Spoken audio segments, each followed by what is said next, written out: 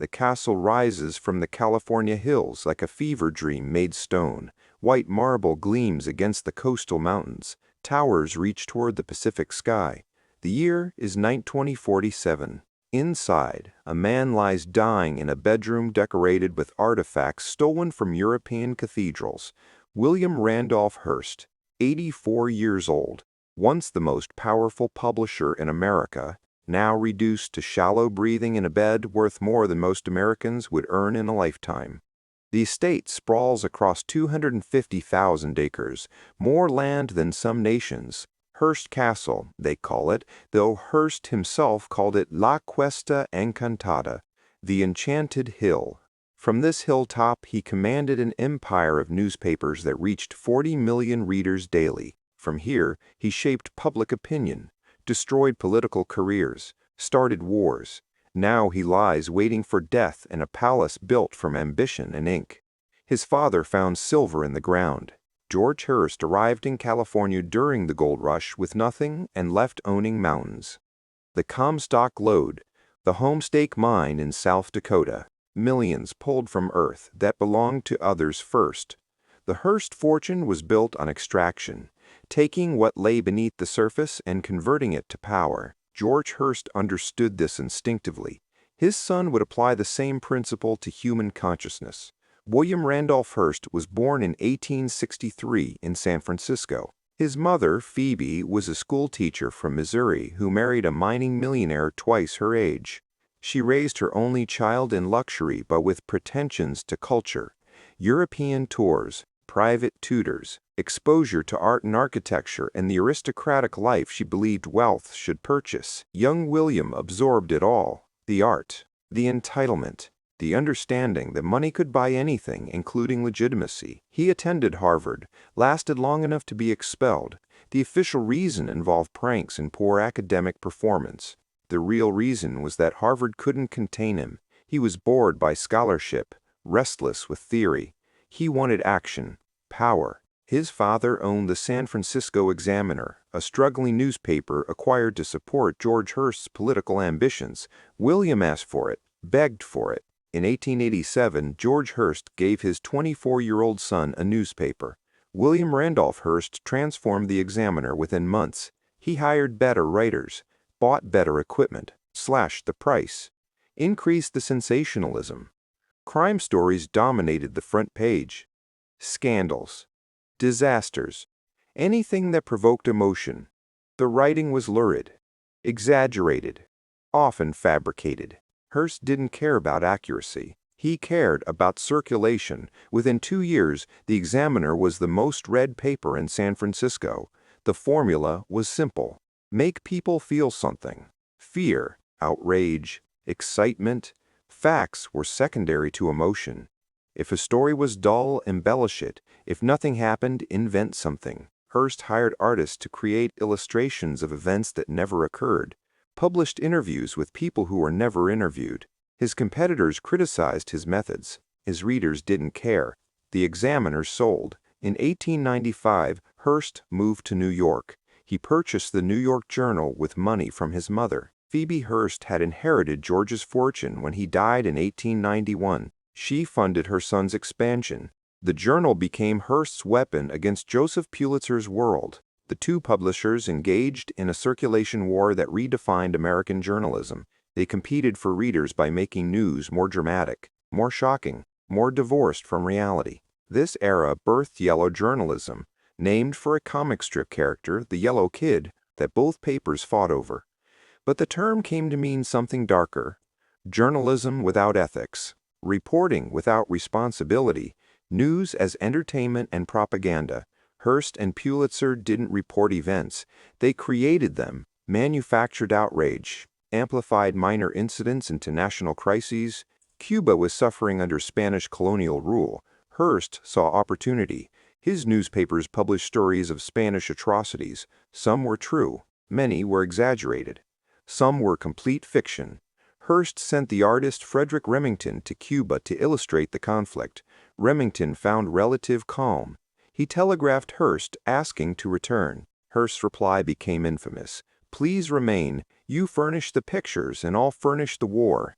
Whether Hearst actually sent that telegram is disputed, but it captured his approach perfectly. In 1898, the USS Maine exploded in Havana Harbor. The cause was likely an internal accident. Hearst's papers immediately blamed Spain. "Remember the Maine, to hell with Spain," became the rallying cry. The journal published illustrations of Spanish saboteurs attaching mines to the ship. Pure fabrication. The American public, inflamed by Hearst's coverage, demanded war.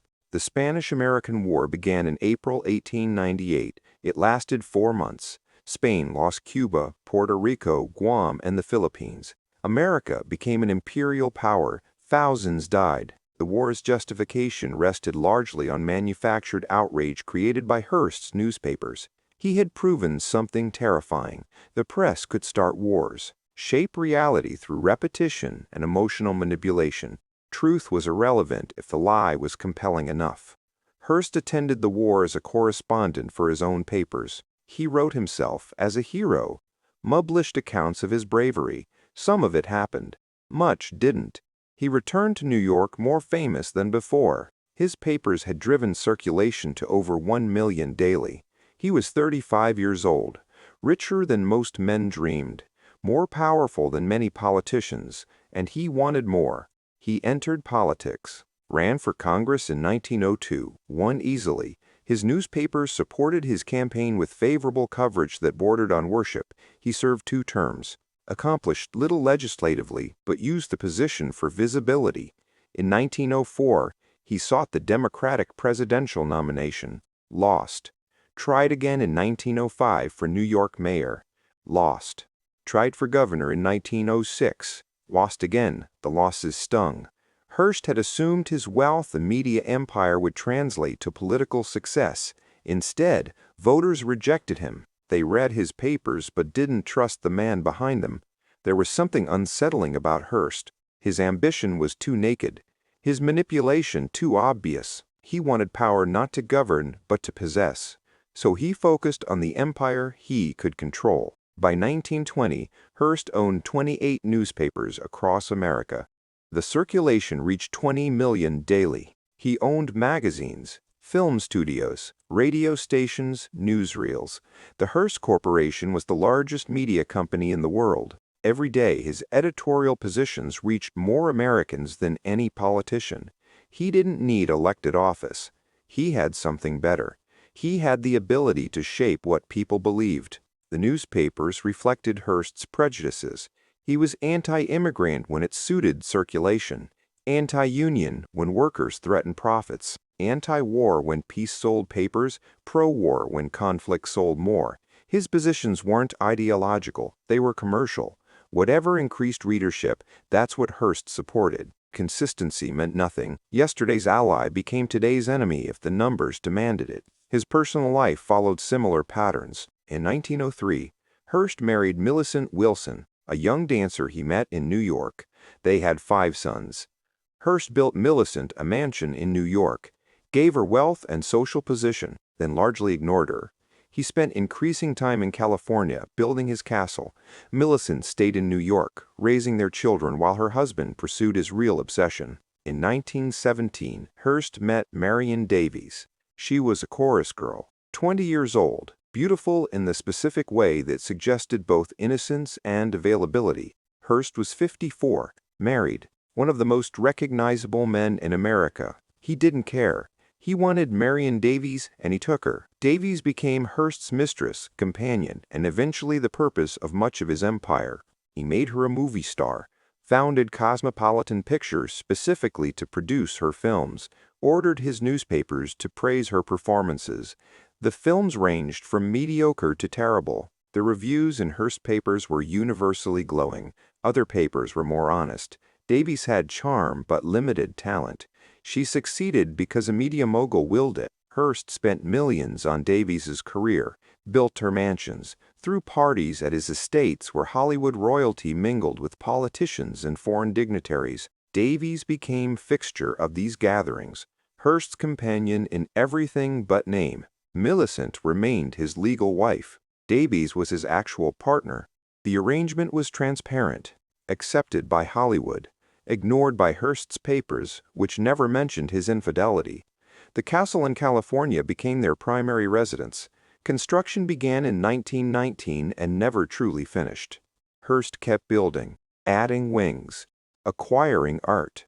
He purchased entire rooms from European castles and monasteries, shipped them to California, reassembled them stone by stone. The estate filled with plundered history, ancient tapestries, Renaissance paintings, Egyptian artifacts, Greek statues. Everything was authentic. Everything was stolen from its context and repurposed for one man's pleasure. The main house, Casa Grande, contained 115 rooms. Indoor and outdoor pools decorated with marble and gold. A private zoo with the largest private animal collection in America. Zebras, giraffes, elephants, lions. They roamed the grounds, visible from the castle windows. Guests could watch exotic animals while drinking champagne from crystal that once belonged to European nobility. The parties at Hearst Castle were legendary. Invitation and acceptance into the highest circles of American power and celebrity. Refusal meant exclusion from Hearst's empire. His newspapers could make or destroy careers. Everyone understood the terms. Attend, flatter, never offend the host. Those who pleased Hearst found favorable coverage. Those who didn't found themselves attacked or ignored. The Great Depression began in 1929. Banks collapsed. Unemployment reached 25%. Americans stood in bread lines while Hearst added marble fountains to his castle. The contrast was obscene, but Hearst seemed oblivious, or perhaps indifferent. He continued spending, continued building, continued throwing parties while the country suffered. His newspapers blamed the Depression on everything except the system that enriched him: immigrants, socialists, government regulation. Hearst's editorial positions lurched rightward. He had flirted with progressive causes when they sold papers. Now he embraced reaction. His papers attacked Roosevelt's New Deal, criticized labor unions, defended wealth concentration. Hearst had become exactly what his father was, an extractive force taking from society and giving nothing back except propaganda. The empire's finances began cracking. Hearst had borrowed heavily to fund his expansion and construction. The Depression reduced advertising revenue. Circulation declined. By 1937, Hearst was in financial crisis. The man who owned 28 newspapers couldn't pay his debts. He owed over $125 million. Banks demanded repayment. Hearst had to sell. The liquidation was humiliating. Art collections built over decades went to auction. Newspapers were sold or shut down. The Hearst Corporation shrank. Hearst lost control of his own company. A board of trustees took over, managing the remaining assets. They imposed budgets, restricted spending, forced Hearst to close large sections of the castle. The zoo animals were sold or donated. The staff was cut. The parties ended. Hearst retreated to a smaller house on the estate, then to a mansion in Beverly Hills. His health declined. Heart problems, age, the stress of watching his empire dismantled. Marion Davies stayed with him. Millicent remained in New York, still legally his wife, but separated by a continent and 30 years of betrayal. Hearst's sons managed the company's remains. They had grown up in their father's shadow, watching him build and destroy with equal passion. The Second World War arrived. Hearst's newspapers supported the war effort, but with less influence than before. The empire had shrunk. Radio and newsreels now competed for attention. Hearst's model of journalism, the sensationalism and manipulation, had been adopted by others. He wasn't unique anymore. Just another media owner in an increasingly crowded landscape. In 1947, Hearst's health failed completely. He returned to Beverly Hills, to the bed where he would die. Marion Davies was there. His sons visited. Millicent stayed away. Hearst spent his final months in the mansion surrounded by art he could no longer enjoy. The castle in San Simeon sat mostly empty, a monument to ambition that outlasted the man who built it. He died on August 14, 1951, 88 years old. The newspapers he still owned ran obituaries praising his contributions to journalism. They didn't mention the wars he helped start, the lives ruined by his papers' attacks, the democracy damaged by his manipulation. They remembered the builder, The collector, the man who employed thousands and created an American media empire. The funeral was private, immediate, family only. Hearst, who had lived so publicly, craved privacy in death. Or perhaps his family wanted to avoid the spectacle. The man who made spectacle his business would receive none himself. He was buried in Colma, California, in the Hearst family mausoleum alongside his parents. The ceremony lasted 20 minutes. Then the most powerful publisher in American history became memory. Marion Davies inherited little. Hearst's will left most of his estate to his wife and sons. Davies received a small trust. After 34 years as Hearst's companion, she was compensated like a valued employee. She married a merchant marine captain 10 weeks after Hearst's death, lived quietly until her own death in 1961. The woman who had been the center of so many parties, who had justified so much spending and construction, faded from public consciousness quickly. The Hearst Corporation survived. His sons rebuilt it slowly.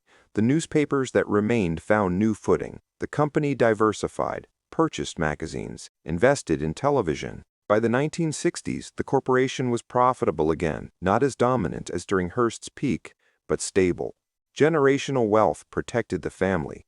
The empire continued without its emperor. The castle in San Simeon had a different fate.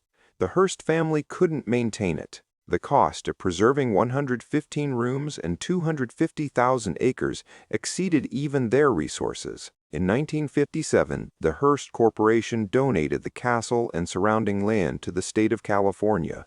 It became a historical monument, a museum to excess and ambition. Tourists could now walk the halls where Chaplin and Churchill once gathered, could swim in the pools, view the art, experience the life Hearst built. But they experienced the life Hearst built. But they experienced it as observers. The life itself was gone. The parties, the power, the sense that this hilltop commanded American consciousness.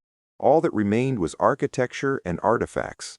The meaning had drained away, leaving only the container.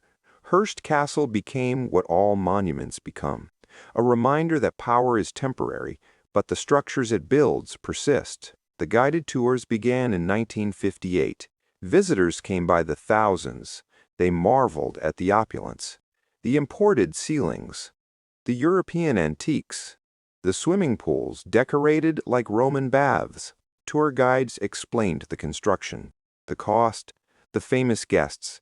What they didn't explain, couldn't explain, was what it felt like to wield the power Hearst possessed, to know that words you printed would be read by millions, that opinions you held would shape elections, that wars might begin because your newspapers demanded them. The journalism Hearst pioneered didn't die with him.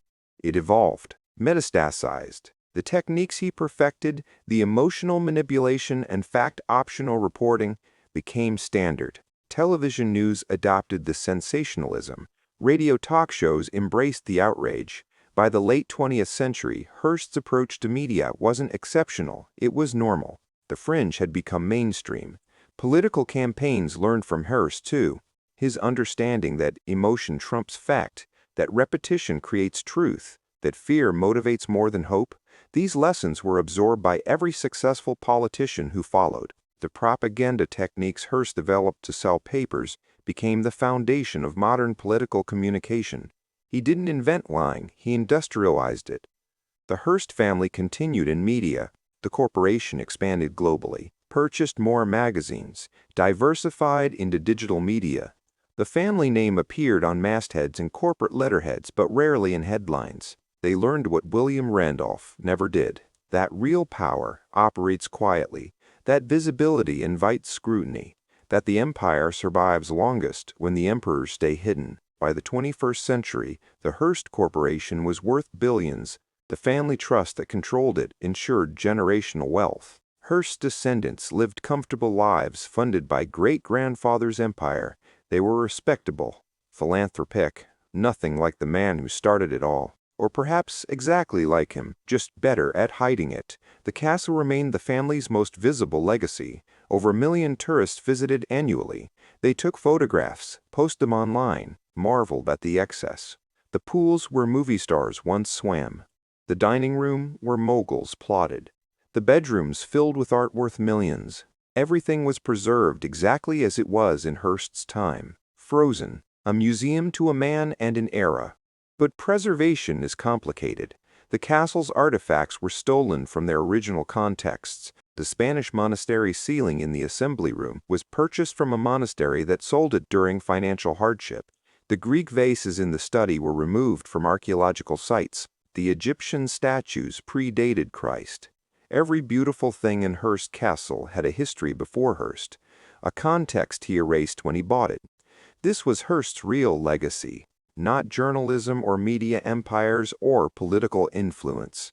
The belief that everything was for sale, that money could purchase not just objects but meaning, that a mining fortune could buy culture, that wealth erased history and rewrote it according to the purchaser's preference. Hearst didn't appreciate art. He collected it, possessed it. The distinction matters. His newspapers operated on the same principle. Truth wasn't discovered. It was purchased, manufactured. Whatever served circulation, that became truth. The Spanish didn't need to sabotage the Maine. Hearst's papers said they did, and repetition made it real enough to start a war. Facts were just another commodity to be bought, sold, or discarded as needed. The cost of this approach is difficult to calculate. How many people died in wars Hearst's papers encouraged? How many lives were destroyed by false accusations printed for circulation? How many politicians were elevated or ruined by coverage that bore no relationship to their actual positions or character? The numbers are unknowable. The damage is permanent. Media scholars debate Hearst's influence. Some argue he simply reflected his era, that yellow journalism would have emerged without him, that the Spanish-American War had complex causes beyond newspaper coverage. These arguments contain truth, but they also excuse. Hearst wasn't passive. He actively chose sensationalism over accuracy, profit over responsibility, power over truth. Those were choices. He made them consciously and repeatedly. His relationship with Marion Davies revealed the same pattern. He wanted her, so he took her, made her a star through sheer force of wealth and media control. Her actual talent was irrelevant. Hearst's desire was sufficient. He shaped reality to match his preferences. Davies became famous because Hearst owned newspapers that said she was. The circularity of it, the self-confirming nature of power, didn't trouble him. The 5 sons Hearst had with Millicent carried complicated legacies. They grew up wealthy but emotionally abandoned. Their father was physically absent and emotionally unavailable when present. He poured affection and resources into Marion Davies, while his legitimate family received money, but little else. The sons learned that wealth and love were separate, that a man could provide everything material while offering nothing substantial. Some of Hearst's descendants entered journalism, worked at the family newspapers, tried to repair the reputation. They emphasized a corporation's evolution, its commitment to ethical journalism, the distance from William Randolph's methods. Whether this represented genuine change or public relations is unclear. Probably both. Institutions can evolve while preserving the power structures that created them. The castle required constant maintenance. Stone eroded, pipes leaked. The swimming pools, those monuments to excess, cracked and needed repair. The state of California spent millions preserving Hearst's dream, taxpayer money maintaining a monument to inequality. The irony was noted but changed nothing. The castle was too beautiful, too unique, too much a part of California's identity to let decay. Earthquakes threatened the structures. The Hearst Castle sat on unstable geology. Engineers reinforced foundations, installed supports, protected the buildings from the Earth's movement. Nature didn't care about preservation. The ground shifted regardless of what sat above it. Humans fought this, invested resources to keep one man's vision intact against geological indifference. The artifacts inside required similar care. Climate control protected the tapestries. Special lighting preserved the paintings. Conservators monitored every object, treating them with reverence. Hearst never showed. He collected compulsively, warehoused what didn't fit in the castle. Items remained in crates, unpacked, sometimes for decades. He wanted ownership, not appreciation. After Hearst's death, those crates were opened, catalogued, distributed to museums or sold. The scope of his acquisition was staggering. He had purchased more than any museum could house, more than one person could view in a lifetime. It was hoarding disguised as collecting, acquisition as pathology, the wealth to indulge every impulse without constraint or consequence.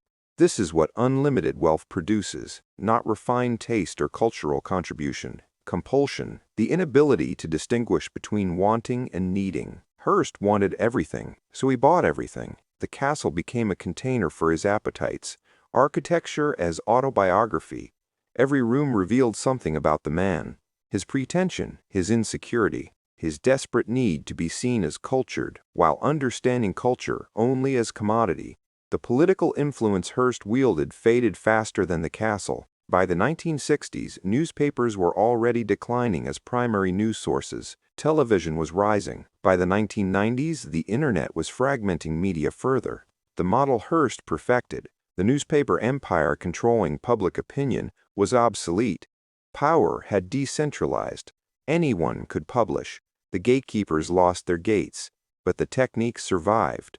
Emotional manipulation, sensationalism, the blurring of news and entertainment, these migrated to new platforms. Cable news adopted Hearst's playbook wholesale. Social media perfected it. The algorithms prioritized engagement, just as Hearst prioritized circulation. Truth remained secondary to emotion. The technology changed. The psychology didn't. Hearst would have loved social media, the metrics, the immediate feedback, the ability to test headlines and see what generated clicks. He would have understood virality instinctively, would have gamed the algorithms, used bots and sock puppets and every manipulation available. His newspapers were analog social media, optimized for engagement before the term existed. The Hearst Corporation adapted to digital media more successfully than many traditional publishers. The family fortune allowed investment in new platforms. The company purchased digital assets, developed websites, understood that content was medium agnostic. What mattered was reaching audiences, not the delivery system. This was Hearst's real lesson. Distribution changes. Human psychology doesn't. The castle stands as monument to that psychology, the desire for status, for beauty, for possession of things that confer legitimacy. Hearst wasn't unique in these desires. He was simply wealthy enough to indulge them without limit. The castle reveals what unchecked wealth produces when combined with insecurity and ambition, not wisdom, not restraint, just more, always more. Tour guides at Hearst Castle tell sanitized versions of his story. The visionary publisher, the art collector, the host of legendary parties, they mention Marion Davies carefully, acknowledge his marriage to Millicent, gloss over the contradictions. The tours focus on architecture and artifacts, the beautiful surfaces, what happened beneath the surfaces, the human cost and moral failures. That part remains mostly untold. This is how history gets rewritten, not through lies exactly, through emphasis, curating what gets remembered. Hearst did this throughout his life with his newspapers. Now it's done to him. The castle allows visitors to focus on beauty while ignoring exploitation, to marvel at excess while overlooking the system that enabled it. The monument becomes the message. The context fades, but the context matters. Hearst's wealth came from mining, from extracting resources that belonged to indigenous peoples who were removed or killed. His empire was built on that foundation, on violence and dispossession transformed into capital. The silver in his father's mines funded the newspapers. The newspapers shaped America. The line from genocide to media empire is direct, uncomfortable, true. The castle sits on land that was Mexican before it was American. Before that, it belonged to the Salinan people. They lived there for thousands of years before being displaced by Spanish colonizers, then Mexican ranchers, then American settlers. Hearst purchased the land from people who had taken it from others. Every beautiful view from the castle is a view of stolen land. Every sunset over the Pacific is a sunset over conquest. This doesn't make the castle less beautiful. Beauty and injustice coexist. That's part of the horror. The art Hearst collected was genuine. The architecture is remarkable. The location is breathtaking. None of that erases how it came to exist. What resources funded it? Who was excluded or exploited? The castle contains multitudes, all of them true simultaneously. Hearst died believing he had built something permanent, an empire that would outlast him, a name that would echo through history. He was partially right. The name persists, the corporation continues, the castle stands, but the power is gone. The ability to shake national consciousness through a media monopoly is obsolete. Technology killed what Hearst built more effectively than any competitor. What remains is wealth. The family trust ensures Hearst's descendants will never know poverty, will never face the consequences their fortune was built on. This is generational wealth's real power, not just money, insulation from consequences, the ability to live comfortable lives disconnected from the violence and extraction that made those lives possible. The castle will outlast the family. Stone persists longer than bloodlines. Eventually, the Hearst name will fade. The corporation will be sold or dissolved. The trust will deplete, but the castle will remain, requiring maintenance from whoever controls it, a monument to a man few remember, to an era that seems increasingly distant, to the belief that wealth and power were synonymous with importance. Tourists will continue visiting, taking photographs, posting them online. The castle will remain beautiful, impressive, a testament to what one man could build with unlimited resources and unchecked ambition. What gets lost in those photographs, in the sanitized tours and the official histories, is the cost. The human beings whose lives were diminished so one man could live in a castle. The truth sacrificed so Hearst could sell newspapers. The democracy weakened by media manipulation. Night falls over San Simeon. The castle lights up against the darkening hills. The pools reflect the illumination. The empty rooms wait for tomorrow's tours. Everything is preserved. Everything is presented. The surfaces gleam. The artifacts rest in climate-controlled security. The story is told and retold, but the full truth, the complicated and uncomfortable reality of what Hearst was and what he built, that story is harder to find. It exists in the spaces between the official narratives, in the contradictions, in the questions tour guides don't answer because tourists don't ask. It exists in archives and academic papers and the memories of people whose families were destroyed by Hearst papers, in the descendants of workers who built the castle for wages that barely covered survival, in the communities displaced so Hearst could have his view. The castle stands, beautiful and terrible, a monument to American power and American mythology, to the belief that success justifies methods, that wealth proves virtue, that history is written by those who can afford to build monuments to themselves. William Randolph Hearst built his monument, made it too beautiful to tear down, too impressive to ignore. That was always his genius, making the ugly appear beautiful, making exploitation look like achievement, making a castle rise where truth was buried.